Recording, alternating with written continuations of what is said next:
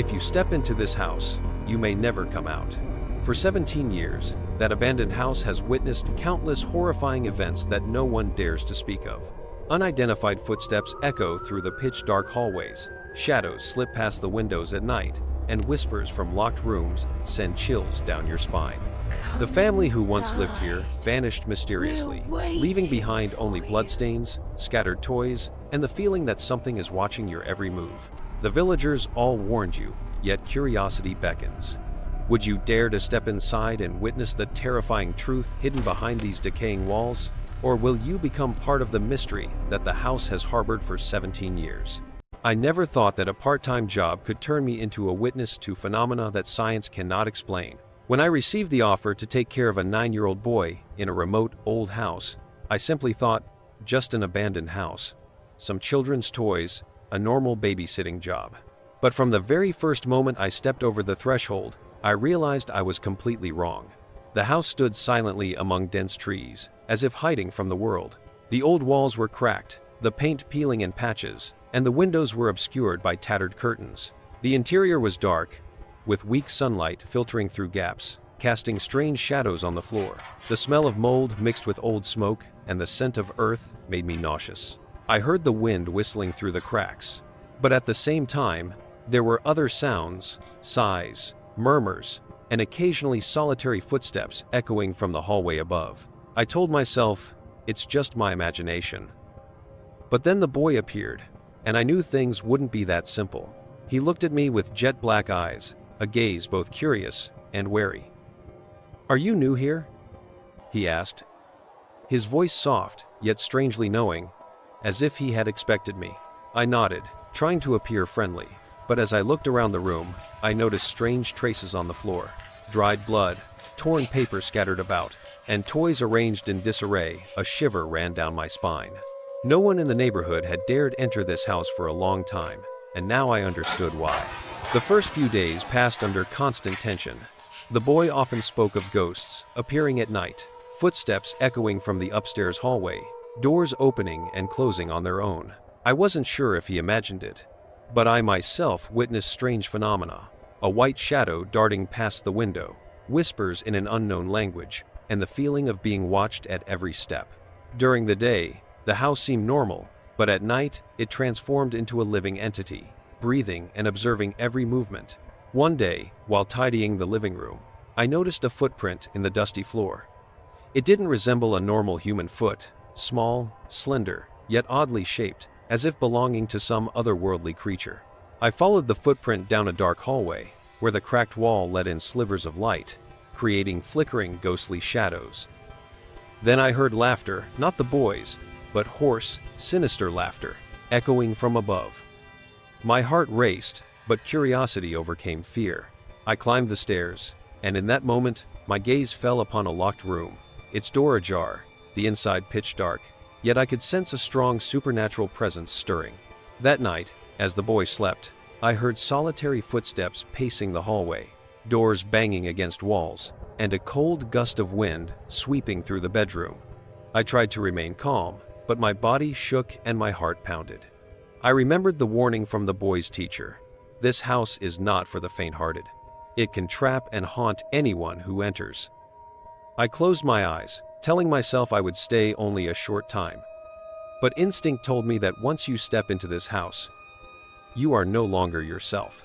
By the third day, the strange phenomena reached a peak. The boy led me to the backyard, where a small forest lay. There, I saw the bodies of animals killed in bizarre ways, arranged into strange shapes, like part of a ritual. The blood was still wet, the stench making me nauseous. The boy showed no fear, even explaining that these were remnants from years past, when the previous family mysteriously vanished. I could not explain it, but the sense of dread never left me. I realized the boy was the only key to understanding this house, yet even he might not fully comprehend it. In the following nights, the boy and I confronted supernatural events directly. Doors would open and slam shut, white shadows appeared, whispers came from the ceiling, and bizarre images manifested in the living room when I closed my eyes. I had read countless horror stories, but nothing prepared me for this experience, fear coursing through every vein, my mind constantly on edge. each step potentially dangerous. I realized this house was not just an ordinary abandoned home. It was a being, a parallel world, existing alongside reality. One night, as I watched the boys sleep, I heard desperate knocking at the door. When I opened it, there was no one. Only cold air and darkness. Yet on the floor, unusual small footprints led into the living room, where I had first seen the white shadow. I followed them and discovered a secret room I had never known. Inside were old toys, torn drawings, and strange items arranged in a circle. In the center was an ancient diary, filled with scrawled notes describing bizarre events and supernatural occurrences experienced by the previous family. I realized that everything I had witnessed was just the tip of the iceberg. This house held terrifying secrets, and anyone who entered had to pay a price. My fear peaked when the boy said, "This house wants to keep us here. It wants to protect its secrets. If we leave without respecting it, it will punish us." His words echoed in my mind like a warning. I looked around and saw the house's lights flicker, spatial sounds distorted, and everything I had considered real being challenged. I understood that I was not only confronting the house, but also facing the deepest fears within myself, and nameless spirits that had never been named. After the horrifying night when I discovered the secret room and the old diary, I no longer had any doubts. This house was a living entity, full of schemes and terror. Yet curiosity seemed stronger than fear. I decided to continue exploring, trying to understand what was happening, despite the nagging instinct warning me that the next step could be deadly. The boy led me to the basement, where no natural light penetrated. I turned on a flashlight, but the beam only revealed the moldy, cracked walls, dusty old objects, and cobwebs. The air was so oppressive that each breath felt heavy in my chest. The boy walked ahead, his eyes sparkling in the flashlight's glow, both curious and wary. At the end of the basement hallway, I saw an old, rusted iron door, and the boy's hand trembled as he opened it. Inside was a small room, the floor covered with bizarre items, broken dolls, deformed mannequins, and torn stuffed animals, all arranged in a spiral, pointing toward a small table. On the table, the old diary lay open as if waiting for me, its pages containing notes about rituals, ghostly appearances, and terrifying curses from previous generations. I began to read, and every line etched itself into my mind. The previous family had endured horrific events. The father vanished mysteriously, the mother went insane hearing whispers, and the boy in the diary, perhaps an ancestor of the current boy, was haunted throughout his life. The writings described the presence of a malevolent entity, a dark shadow, observing every step in the house, consuming the minds of those too curious. That night, the supernatural activity intensified. The room's door slammed shut on its own. Hoarse laughter echoed throughout the basement. Lights flickered violently, and I felt an invisible weight pressing down on my chest. I could barely breathe, and it felt as if every vein in my body was being constricted. The boy stood silently, staring straight into the darkness, yet showing no fear. I asked, "Do you know what it is?" He answered in a low, cold voice. "It doesn't want us to leave. It wants to feed on our fear." The next day, I decided to investigate the house's history. In the boy's old photos, I saw the previous family members, their faces somber, eyes pitch black, and in many pictures, shadowy figures appeared behind them. An elderly neighbor recounted that the house once belonged to a wealthy family, but they disappeared or went insane one by one, and many believed a curse had haunted the house across generations. Strange phenomena continued. White shadows appeared while I cooked, footsteps echoed through hallways, objects moved on their own. One evening, I saw the image of a woman in a white dress at the end of the hallway, her face obscured, but eyes glowing brightly, staring at me. As I approached, she vanished, as if she had never existed. It felt as though I was being watched constantly, and nowhere in the house was safe. On another night, I heard children's laughter in the living room. When I entered, no one was there, but the floor was covered with wet footprints leading up the stairs. I followed them and found the upstairs door ajar. Inside, the boy stood, eyes glowing, mouth moving silently. Then, a terrifying sight appeared. A massive, dark shadow engulfed the entire room, its hand reaching out, as if to touch me. I tried to run, but every step felt like walking through lead. I screamed, and the boy grabbed my hand. "You have to trust me. If we panic, it will consume us." It was then I realized something crucial. The house did not just haunt me, it controlled my mind. I began to see hallucinations. Paintings on the walls shifted, images in mirrors changed, sighs not my own echoed in the room. I could no longer distinguish reality from illusion. Fear became increasingly vivid, haunting every second. The boy led me to a room on the 3rd floor, said to be the epicenter of all phenomena. In the room was an old wooden box containing items from the previous family: rings, watches, a letter charred at one corner. When I touched them, a cold current ran through my body, and horrifying whispers echoed in my mind. "Don't leave. Don't let it find you." I looked at the boy and, for the first time, saw his eyes glow unusually, as if he and the house shared a supernatural connection I could not comprehend.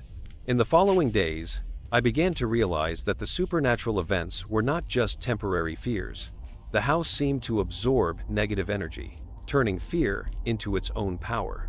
Each time I was afraid, the dark shadow grew stronger, the phenomena became more relentless, and the boy could only hold me back with a strange spiritual force. I started to wonder, could I escape, or would I become part of the curse forever? Part 2 ends with a horrifying scene. The house blazing in darkness, white and black shadows intertwining, whispering sounds faintly echoing, and I sensed that this was only the beginning. The house had not revealed all its secrets, and the terror to come would be far more dreadful. After many days living in constant fear, I realized that the house was not just a shelter for ghosts, but a conscious entity of its own. It watched, controlled, and manipulated every movement in every corner. The boy, who seemed able to communicate with the house, became my only guide to survival. One evening, as the weak moonlight filtered through the broken windows, the entire ground floor suddenly shook violently. Groaning sounds echoed from the walls, as if thousands of whispers rose together. "Leave. You will never escape." I felt an invisible pressure on my chest, as if the house wanted to crush me from within. The boy grabbed my hand, eyes glowing. "If you are afraid, it will devour us. You must stay calm." I tried to climb the stairs, but each wooden step felt like it was made of lead, creaking and splintering beneath me. The images of the house's former residents appeared: twisted faces, hollow eyes, gazes full of despair. They stared directly at me, as if warning that what I was about to face was beyond imagination. The boy led me to the attic room, the core of the curse. The old wooden door trembled as if breathing. When I opened it, I saw a dark space, filled with swirling shadows around a small iron door.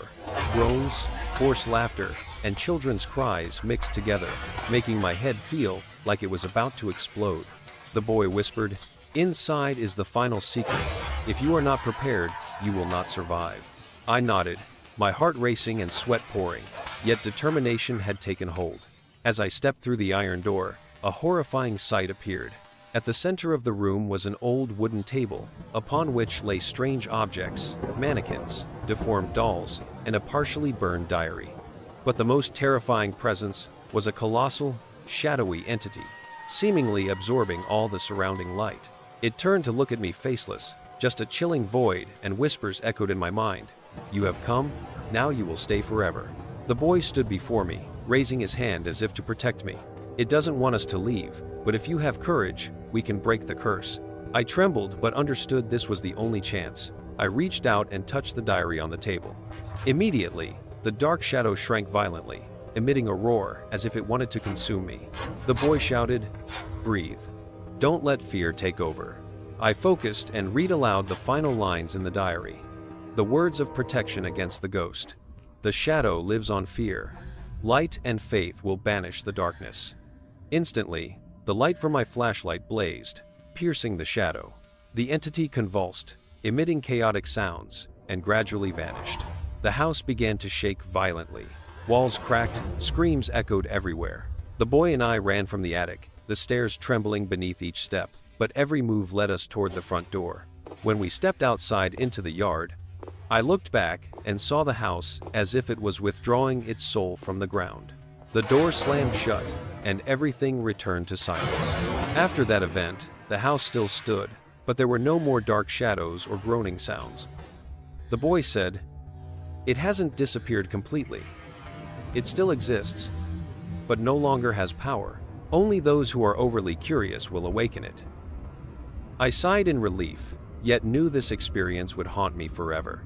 In the following weeks, I learned more about the house's history.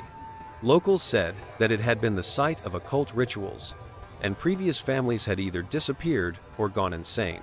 But thanks to courage and faith, the dark shadow had been trapped in the attic. The current boy, who guided me through the entire nightmare, inherited the ability to control the house's supernatural energy, keeping it from harming anyone again.